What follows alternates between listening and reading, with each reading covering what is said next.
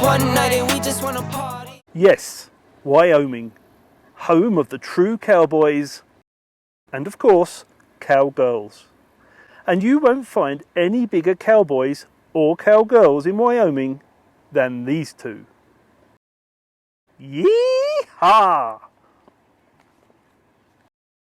Now that wasn't our first rodeo, but more about that later. So hello and welcome to Wyoming, and more specifically Lander, Wyoming. Now I can hear the screams and the shouts of people saying, what are you two doing in Wyoming when you're supposed to be heading to Salt Lake City to see a man about the rear differential? Well, I'm glad you asked. After spending too much time in New Mexico, we had to fast track to Salt Lake City, spending only one night at each of these campgrounds.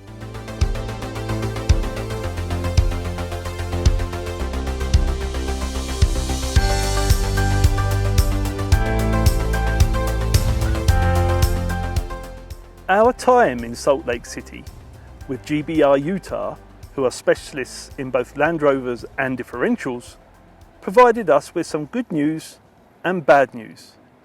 Bad news first. We do have a minor issue with our rear differential, but the good news is that it doesn't have to have anything done to it for around another 5,000 to 10,000 miles. So we've said to GBR Utah, we'll see you again in 12 months' time. And they've put it in their diary. Have they? One of the last campgrounds that we stayed in on our way to Salt Lake City was in Dinosaur National Monument, and it looked a great place to spend a few days. So we headed back there. It turned out that Dinosaur National Monument, a park that straddles both the Utah and Colorado state borders, was a great place to spend a few days, and the visitor centre even offered suggestions of what to do if you had either a few hours, a day, or a few days. Well, we had a few days, and once we were settled on the Green River campground, we followed their advice.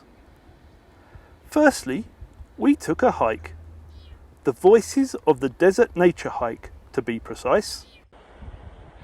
Good morning, and a beautiful morning. Actually not as hot today, although there isn't a cloud in the sky. There's just a Well, there is clouds behind you. Edit that out, Photoshop it. There's nothing above me, Okay. but it is a little chill in the air, which is making it perfect for walking. We're camping just down there. Hold on. Bring your arm out a bit. Down. There. Yeah. We're camping in that area there, next to the Green River. Uh-huh. This hike that we're on now is a 1 mile hike called the Green River Trail, and it takes us to another campground. If I put my finger sort of there. Yeah. There. That'll do. That's the group campground. We're going to walk to that. So that's a 1 mile walk to the other campground in order to start the hike that we're going to do, which is the Desert Nature Trail hike. So we'll, by the time we've done a Desert Nature Trail 2 mile loop and a mile out and a mile back, it'll be around a 4.5 mile hike this morning. And then we're back to the campground for lunch and maybe a lazy afternoon in store.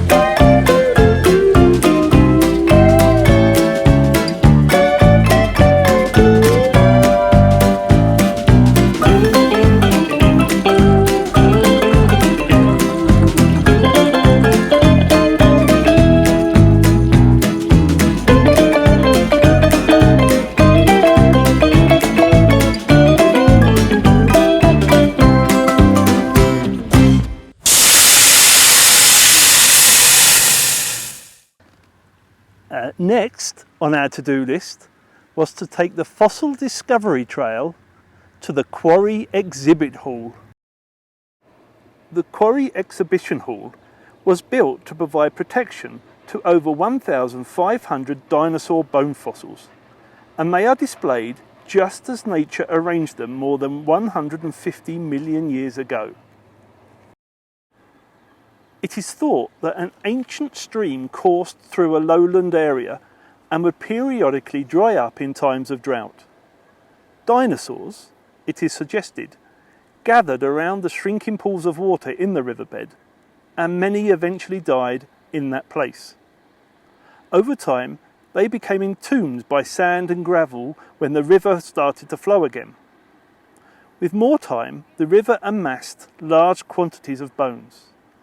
Layers of mud and sand covered the bones, eventually hardening them into rock.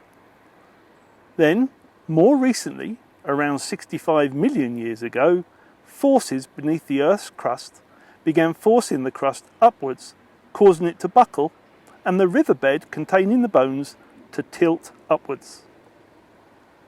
Now near to the surface, it was only a matter of time before erosion would eventually expose the bones, and that one day someone would find them. The following day, we set out to do the third thing recommended by the National Park and took a drive out to Josie Morris's cabin. The cabin and nearby structures are part of the homestead established by Josie Morris in the early 1900s. Nearing 40 years of age, divorced, and with her children grown, Josie wanted a home of her own.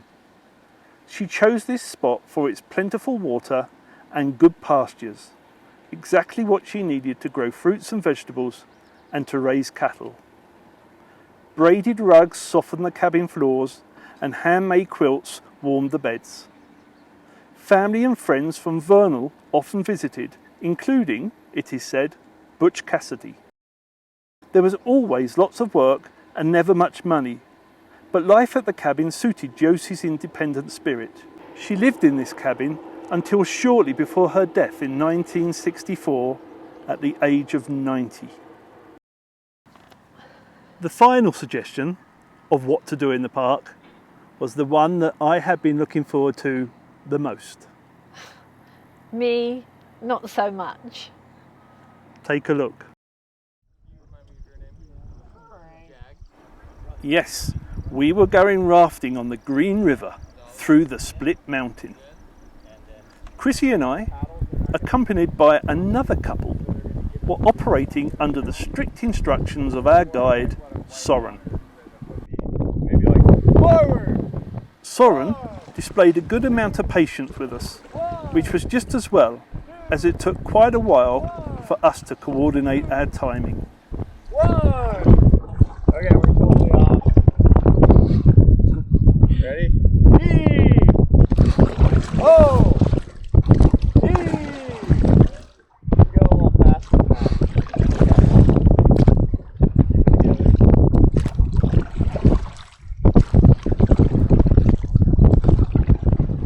Once Soren was happy that we could operate as a team, he introduced us to our first section of Class 3 choppy waters.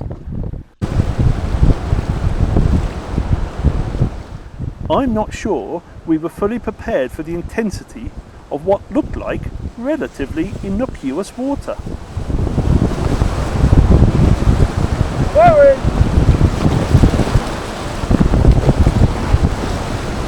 Stop!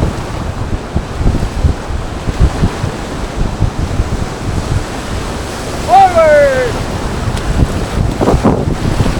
Stop!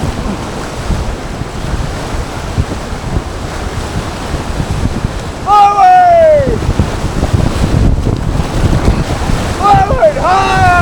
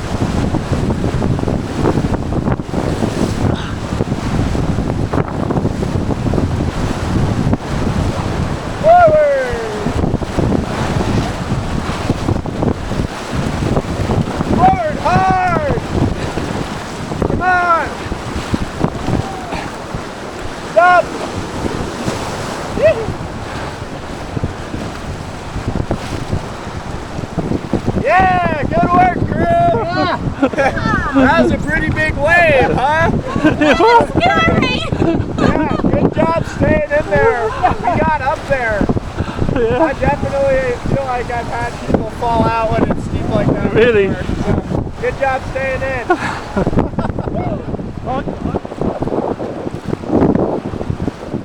We were on the water for a total of about 4 to 5 hours, and there were periods of calm followed by frantic activity. Forward! It was a really hot day, and so we welcomed the occasional cooling down. Forward! Stop!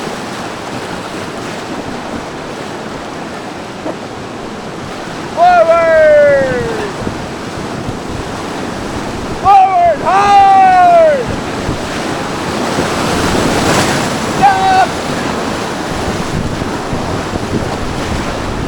Forward! Stop! All forward! Come on! 1, 2, 3, stop! Woo! Yeah, come on in. Paddle. Bring him in, stop! We can have Paddle high five. Come on!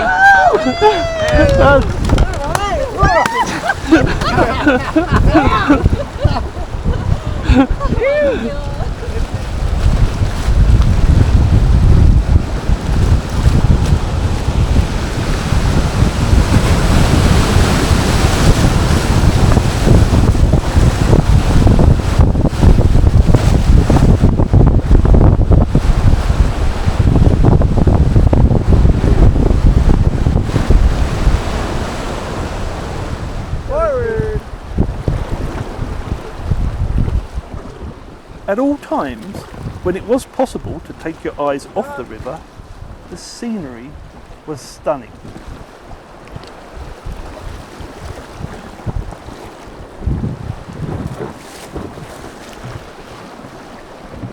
As much as we were enjoying our time on the river, we were pleased when Soren suggested that we take a lunch break on a riverside beach.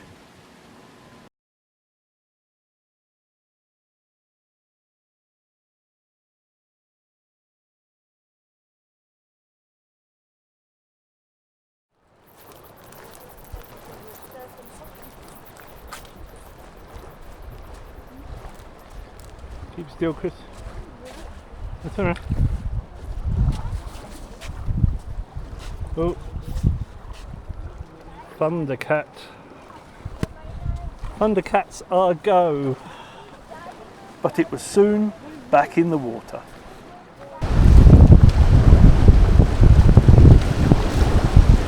Come on, y'all, let's keep some paddles! Woo! Stop! Forward! Hard! Hard! Come on! Stop! Woo!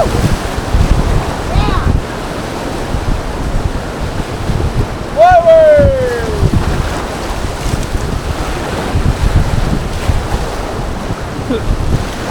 Stop!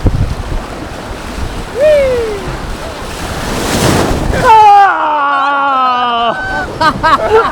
Everybody gets a little hot. Oh, yeah. You thought you were staying dry. Thank you, I needed to cool down. Yeah. That was fun. Yeah, we try to keep people at least a little bit wet out there. Yeah. You don't feel like you've done your job, do you, if they don't get wet? Yeah, it's true. There's always a way. Forward!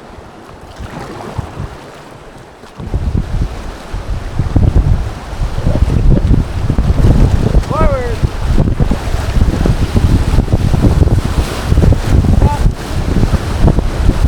Forward, hard! Stop!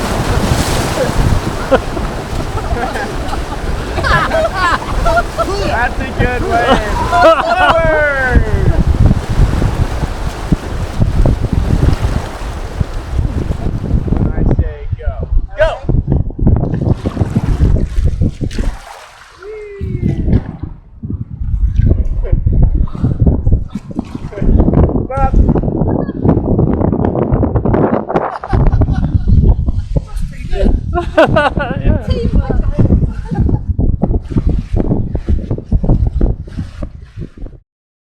We had a great time on the water, and even Chrissy had to confess to enjoying the experience far more than she thought she would.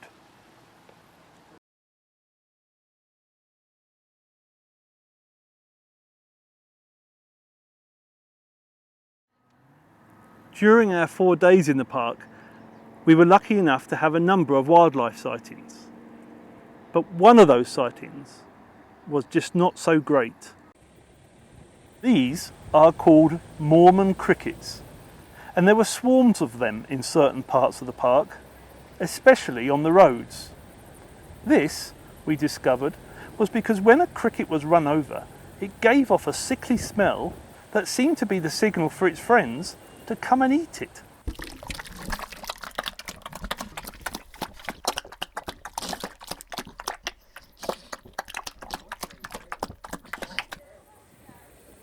We had Mormon cricket juice on our tyres and mud flaps, and the smell lingered for days.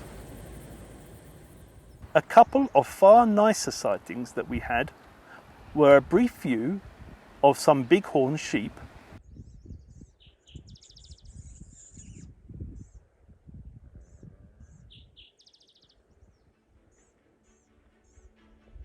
followed a couple of days later by a large group of elk. But the best sighting of all was found most nights right beside our campsite.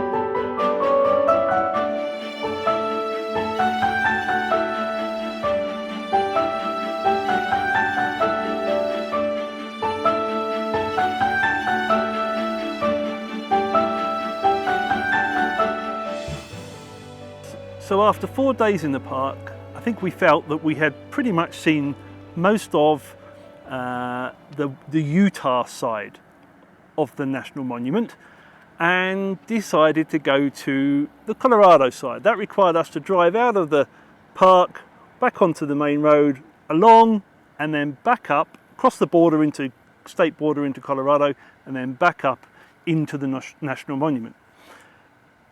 When we got to the visitor center on the Colorado side and explained that it was our intention to go to Echo Park campground set down in the canyon, we were advised that there was impending weather, thunderstorms due in, and that if the roads, the steep roads down and the roads at the bottom get wet, it's quite easy to get stuck down there. The roads get washed out pretty easily. Muddy. Yeah, and I think it was around this time that my limiter kicked in and decided that we wasn't going to go down there. So it was a shame because we'd heard good things about the campground and Harper's Trail and the like, but we didn't fancy the thunderstorm. So we drove to the final campground in the park. The very eastern side of the park was a place called Deer Lodge Campground, and it's actually a campground where most of the rafting people go to put their boats in. But we went out there with a view that we could camp there without getting stuck in the mud, and if we did have a thunderstorm, we could live with it. But when we got there, it was very open, very exposed. It's quite windy, wasn't it? Pretty windy, yeah, it was. But while we were there, at the fee-paying kiosk, we noticed that a number of people who had camped there had taken the fee envelopes and put their money in, and then instead of posting that into the metal box where they should have done, they put it back in the box where the fee envelopes came from. We had a look, and on each envelope it tells you the total amount of money inside, and there was about $90 there. And we looked at each other and went, well, what do we do with this? And we did the right thing. We did. We did. We kept half of it. No, we didn't. Don't say that. No, we didn't. We no. didn't. We put all of that money into the metal box where it should have gone in the first place. Mm-hmm. We then left there and continued driving east into Colorado, and we found ourselves on a lovely little campground right beside the Yampa River.